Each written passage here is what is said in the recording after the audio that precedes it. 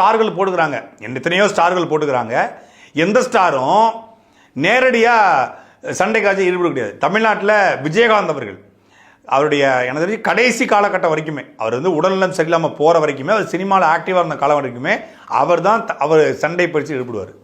விஜயகாந்துக்கு sir இந்த இடத்துல நீங்கள் ஒரு ஜம்ப் பண்ணி ஒரு தடவை சொல்லட்டி நீங்கள் வந்து இவனை அடிக்கணும் சார் அப்படின்னு அந்த ஸ்டண்டு மாஸ்டர் சொல்கிறாரு.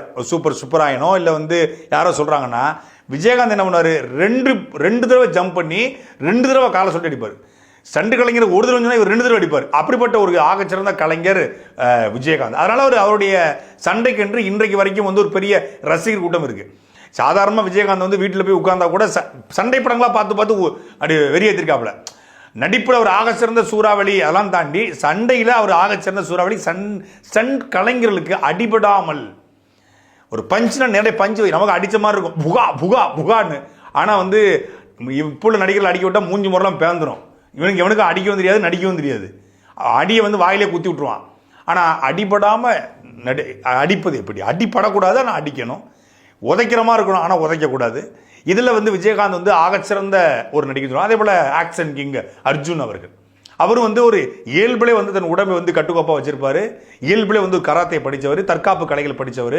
அப்போ ஒரு ஸ்டண்டை எப்படி பண்ணணுங்கிறத ரொம்ப அழகாக இன்னைக்கு வரைக்கும் ஒரு நிலைச்சி நிற்பருக்கும் ஸ்டண்டு தான் காரணம். அப்படி பல பேரை சொல்லிட்டு கூட மரியாதைக்குரிய சூப்பர் ஸ்டார் ரஜினிகாந்த் அவர்கள் ஆரம்ப காலகட்டத்தில், இன்னைக்கு டூப் ஃபுல்லாக பயன்படுத்துகிறாங்க அவருடைய உடல்நலம் கருதி, வயதோகியம் கருதி. ஆனால் ஆரம்ப காலகட்டத்தில் அவரே வந்து பல சண்டை காட்சிகளை அவரே டூப் இல்லாமல் நடிச்சிருக்காரு. கமலஹாசன் முடிஞ்ச அளவுக்கு டூப் இல்லாமல் நடிக்க பார்த்தாரு. இப்போ வயதிகம் ஆயிடுச்சு, அவர் டூப்பை பயன்படுத்துகிறார். ஆனால் அவருடைய ஆக்டிவாக இருந்த காலகட்டத்தில் டூப்பு பயன்படுத்தலை. ஆனால் இப்போ இருக்க நடிகர்கள் வரும்போதே டூப்பு. ஏன்னா இவனுக்கு எதுவுமே தெரியாத பாடியை இன்ஜெக்ஷனை போட்டு ஹார்மோன்ஸை போட்டு ஊதி பெருசாகி வச்சுருக்கான். புஷ்ஷுனுக்கும் ஒரு பலூன் வச்சு குத்தினா புஷ்ஷுன்னு இறங்கிடும். அந்தளவுக்கு தான் பாடி இருக்குது. ஃபுல்லாக வந்து போதையை போடுறது, மெத்த போடுறது, குத்த போடுறது, கஞ்சாவை போடுறது, எல்லாத்தையும் போட்டுட்டு முகத்தை மட்டும் பளிச்சுன்னு வச்சுக்கிறது, மீசியை முறுக்கி வச்சுக்கிறது, தாடியை நல்லா வளர்த்து வச்சுக்கிறது, மயிரை வளர்த்துக்கிறது, வேற ஒன்றுமே கிடையாது. அப்போ இவர்களை கொண்டாடுவதற்கு இவர்களுக்கு கோடி கோடியாக போட்டு படத்தை தயாரித்து இது போன்ற நடிகர்களுக்கு எந்த பாதுகாப்பும் இல்லாமல், அதாவது ஸ்டண்ட் கலைஞர்களுக்கு எந்த பாதுகாப்பும் இல்லாமல் அவருடைய உயிரை பறித்து இந்த நடிகர்களுக்கு கைத்தட்டும் பணமும் புகழும் கொடுக்கப்படுகிறது அப்படிங்கிறது தான் யதார்த்தமான உண்மை. இன்னைக்கு வரைக்கும் ஹாலிவுட்டில் பேட்மேன் படத்தினுடைய நடிகர் கிறிஸ்டியன் பேல் இருக்கார். இன்னைக்கு வரைக்கும் டூப் பயன்படுத்துறது கிடையாது. எவ்வளோ பெரிய சண்டை காட்சியாக இருந்தாலும் டூப் பயன்படுத்துவது கிடையாது. அதே போல் வந்து சமீபத்தில் ஜேம்ஸ் பாண்ட் படத்தில் நடித்த டேனியல் கிரேக் டூப் பயன்படுத்தியது கிடையாது. அப்போ இன்னைக்காவது நவீன தொழில்நுட்பங்கள் வளர்ந்துருச்சு, இன்னைக்கு எவ்வளவோ டெக்னாலஜி வளர்ந்துருச்சு. ஆனால் டெக்னாலஜி வளராத காலகட்டத்தில் கூட அவங்க வந்து டூப்பை பயன்படுத்தலை, பாடி டபுளை பயன்படுத்தலை. அப்படித்தான் ஒவ்வொரு நடிகர்களும் சில்வஸ்டர் ஸ்டோலனாக இருக்கலாம், அப்புறம் வந்து ஜேசன் ஸ்டேத்தமாக இருக்கலாம், எக்ஸ்பேண்டபிள்ஸ் படத்தை ஸ்டேத்தனாக இருக்கலாம். இவங்க எல்லாருமே டூப்பை பயன்படுத்தாமல் தான் உலகம் முழுமைக்கும் புகழ் பெற்றாங்க, ரசிகர்களால் கொண்டாடப்பட்டாங்க. ஆனால் இங்கே இருக்கக்கூடிய நடிகர்கள் வரும்போதே டூப், ஒரு கார் ஓட்ட தெரியாது, காரை வந்து கயிறை கட்டி தான் இருக்கணும். பல நடிகர்கள் கார் ஓட்ட தெரிஞ்சாலும் கூட கார் ஓட்ட பயப்படுறதுக்கு, நான் கார் ஓட்டி ஏதாவது காலில் சுளுக்கு விழுந்துச்சுன்னா, விரலில் சுளுக்கு விழுந்துச்சுன்னா அதுக்காக கார் ஓட்ட மாட்டேன். ஒரு சின்ன 4 அடி வால் இருக்கும், 4 அடி வாழை ஏறி குதிக்க மாட்டேன், இவனே 3 அடி தான் இருப்பான், 4 அடி வாழை ஏறி குதிக்கும், கட்டையே போட்டு ஏதாவது போட்டு தான் ஒப்பேத்தணும். இப்படி பல பேர் வந்து ஒரு இப்படி ஒரு பூச்சாண்டியை காட்டி தான் இந்த சினிமா ஓடிக்கொண்டிருக்கிறதா அப்படிங்கிற கேள்வியை மோகன்ராஜுடைய மரணம் எழுப்பி இருக்கிறது. ஸ்டண்ட் கலைஞர்களுக்கு எந்த பாதுகாப்பும் இல்லை, ஒரு உயிருக்கு எந்த விதமான உத்தரவாதம் இல்லை அப்படிங்கிறத இந்த மரணம் ஏற்படுத்திக்குது. மரியாதைக்குரிய ரஞ்சித் அவர் வந்து ஆறுதல் சொல்லியிருக்காரு, இரங்கல் தெரிவிச்சிருக்காரு. மோகன்ராஜுடைய குடும்பத்தை இழந்து நிற்கிற அந்த குடும்பத்துக்கு நாங்கள் துணையாக நிற்போம்னு சொல்லியிருக்காரு. எல்லாம் சொல்லலாம், அந்த உயிர் திரும்பி வருமா? உயிர் நேயம் பேசக்கூடிய, மனிதநேயம் பேசக்கூடிய, மாந்தநேயம் பேசக்கூடிய, இரக்கத்தை பேசக்கூடிய, ஏற்ற தாழ்வுகளை சரி செய்ய எல்லாரும் சமந்தான், எல்லாரும் ஒன்று தான் அப்படின்னு, எல்லாரும் ஒன்று தான் அப்படின்னு படம் எடுக்கக்கூடிய ரஞ்சித் அவர்கள் ஒருத்தரை கொன்று இவ்வளவு பெரிய காட்சியை ஏன் வைக்கணும்?